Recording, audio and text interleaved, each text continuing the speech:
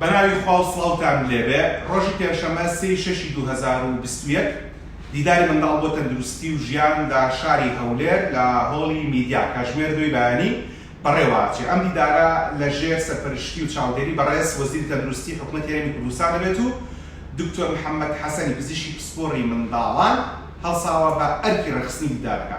ئەم دیدارە تایبەتە بە گەنگەشەکردن و باسکردن لە بەڵگە زانستیەکان بۆی کە منداڵەکانمان لە ڕێی جەستەیی و دەرونیەوە پەروەردە و گەشەیەکی دروست و تەندروستیشان هەبێت.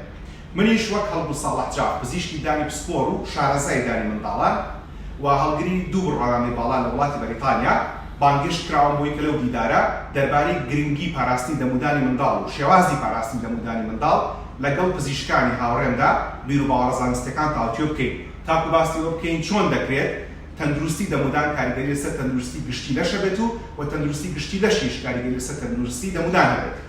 هەر لەوێ وەڵامی پرسیاری ئامادەوانە دەمەوە هەم لە کارمەندان و لە پسپۆڕان و هەم لە هاوڵاتیانیش کاوایش دەتوان ئامادەی دیدارەکە بن و لەوێش لە خزمەتانە کۆمەڵێک ڕێنمایی لەوێ بەرامبەر ئامادە کراوە لەوانە ڕێنمایی بۆ پاراستنی دەمودانی منداڵ کە لە ڕێبەرە فەرمیەکانی حکوومەتی بەریتانیا وەرمانگرتووە و وەڵامی 16 پرسیاری باو دەربارەی دەمودانی منداڵ و هەروەها ڕێبەر و کارئاسانیکردن بۆی کە منداڵەکانتان فێر بکەن دەمودانی بشۆن. هەموو ئەمانە لە خزمەتانە باسەکەین.